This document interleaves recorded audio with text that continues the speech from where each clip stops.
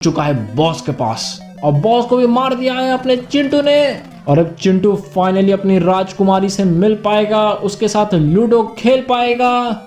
लेकिन ये क्या, चिंटू के साथ हो गया एक छोटा सा prank. Princess is in another castle. 1 like equals 1 new princess for Chintu.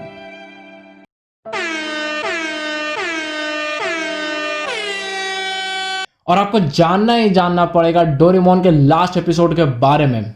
Doraemon 13 Feb 2005 में एनिम के तौर पर इंडिया पे दिखाना शुरू किया गया था।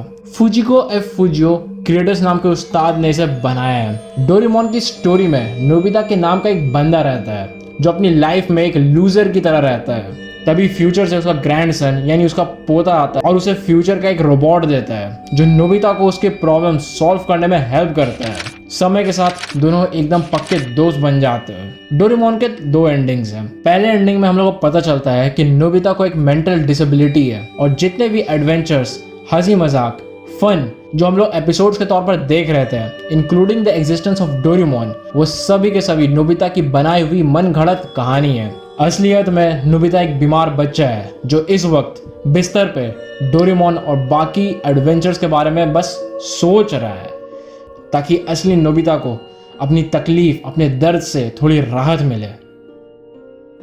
और दूसरे एंडिंग में कुछ ऐसा होता है, एक दिन नोबिता रोते रोते घर आता है और डोरेमोन से कोई गैजेट मांगता है।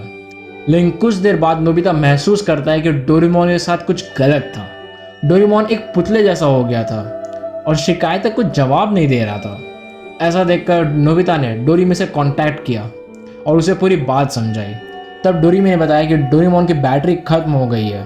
इसके अलावा डोरेमी ने बताया कि डोरेमोन का ओल्ड बैकअप मेमोरी उसके कान में होना चाहिए, लेकिन डोरेमोन बहुत पहले ही अपने कान खो चुका था, जिसकी वजह से डोरेमोन के पास कोई बैकअप मेमोरी नहीं था। डोरेमोन को वापस पहले जैसा करने का एकमात्र तरीका डोरेमोन की बैटरी बदलना है। लेकिन उसका मतलब ये होगा कि डोरेमोन नोबिता के बारे में और उनके सारे एडवेंचर्स के बारे में पूरी तरह से भूल जाएगा। ये सुनकर नोबिता शॉक में पड़ गया और नोबिता डोरेमोन को फ्यूचर फैक्ट्री में ले जाना चाहता था। लेकिन अचानक से उसी समय फ्यूचर की गवर्नमेंट टाइम ट्रैवल पर रोक लगा देती है, बैन कर देती है और नोबिता डोरेमोन को लेकर फ्यूचर नहीं जा पाता है। फिर डोरेमी कहती है कि सिर्फ 2 रास्ते हैं। पहला ये कि नोबिता टाइम पेट्रोल से चुपके फ्यूचर पे आए और डोरेमोन की बैटरी चेंज करवाए, जिससे कि डोरेमोन सब भूल जाएगा। या फिर सेकंड ऑप्शन था कि भविष्य में ऐसे किसी जीनियस की आने की प्रतीक्षा करे जो डोरेमोन को ठीक कर सके। नोबिता ने दूसरा रास्ता चुना। वो नहीं चाहता था कि डोरेमोन उसके और उसके एडवेंचर्स को, उसकी दोस्ती को भूल जाए। 3 साल बाद हमें देखने को मिलता है कि नोबिता डेगिसुगी से बहुत ज़्यादा मार्क्स लाकर अपने क्लास का टॉपर बन चुका है। शिजुका और बाकी सब नोबिता को घूमने के लिए बुलाते हैं, लेकिन नोबिता ये कहकर चला जाता है कि उसे और बहुत बहुत मेहनत करनी है। 29 साल बाद हम लोग देखते हैं कि डेगिसुगी जो जापान का प्रेसिडेंट बन चुका है, जियोन और सुनियो के साथ एक कमरे में बात कर रहा है। तीनों ने डोरेमोन के अचानक गायब होने और टाइम पैराडॉक्स के मुद्दे के बारे में बात की। आपको बता दें, टाइम पैराडॉक्स एक ऐसी थ्योरी है जो दुनिया की हिस्ट्री को चेंज कर सकती है। इसमें एक टाइम मशीन की हेल्प से पास्ट में किए गए कुछ काम फ्यूचर को बदल सकते हैं। और उनके बातचीत से ये समरी निकलती है कि फ्यूचर की गवर्नमेंट ने टाइम ट्रैवल पे उस वक्त इसलिए बैन लगाया था ताकि अपना नोबिता ही डोरेमोन को ठीक कर सके और अपने समय की टेक्नोलॉजी को बहुत बढ़ा सके। और ऐसा ही होता है। नेक्स्ट सीन में हम लोग देखते हैं कि नोबिता अपनी लैबोरेटरी में शिजुका को बुलाता है और इतने सालों बाद की मेहनत से डोरेमोन के कान बनाकर डोरेमोन को ठीक कर देता है। और डोरेमोन उठ कर कहता है, नोबिता क्या तुमने अपना होमवर्क कर लिया? नोबिता ने आखिरकार अपनी मेहनत से, लगन से पढ़ाई करके इतने सालों बाद अपने सबसे चहीते दोस्त डोरेमोन को ठीक कर दिया था। बेस्ट एंडिंग है ना? इस वीडियो की एंडिंग में बहुत मस्त है, बस देखते रहो। नंबर 2, और ये हम लोग देख रहे हैं अपना छोटा सा चिंटू निकल चुका है दुनिया से अकेले लड़ने। और ये चिंटू ने खाए अपने जितने बड़े मशरूम को और वो बड़ा हो गया है, बड़ा आदमी बन गया है अपना चिंटू। 2 hours later. और चिंटू लड़ते लड़ते, गोली मारते मारते पहुंच चुका है बॉस के पास और बॉस को भी मार दिया है अपने चिंटू ने। और अब चिंटू फाइनली अपनी राजकुमारी से मिल पाएगा, उसके साथ लूडो खेल पाएगा। लेकिन ये क्या, चिंटू के साथ हो गया एक छोटा सा prank. Princess is in another castle. 1 like equals 1 new princess for Chintu.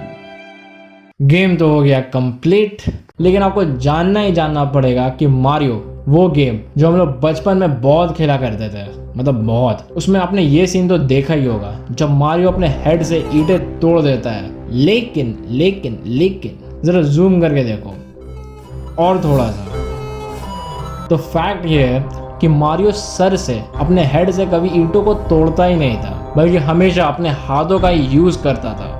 He was always using his hands. Number 1. और आपको जानना ही जानना पड़ेगा कि अगर आप गूगल में do a barrel roll search करोगे तो गूगल खुद गुल्लाटी यानी रोल करेगा।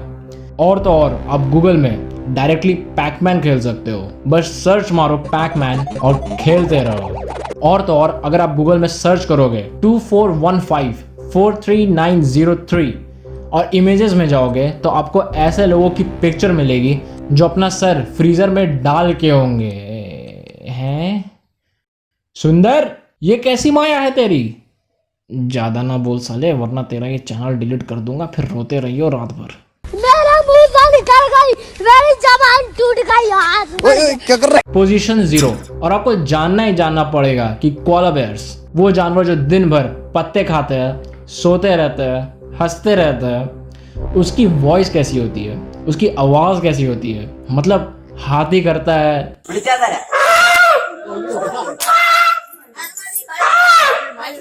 शेर करता है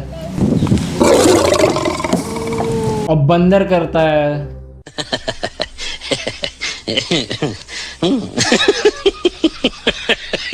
तो कोआला बेयर्स क्या करता है? तो कोआला बेयर्स ये करता है।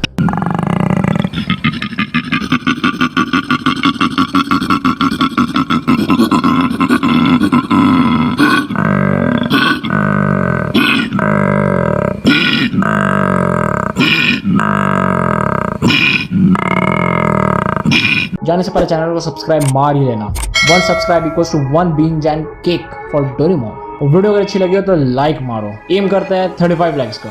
अब बाय बेटो, फ्रीजर से सर बाहर निकाल रे।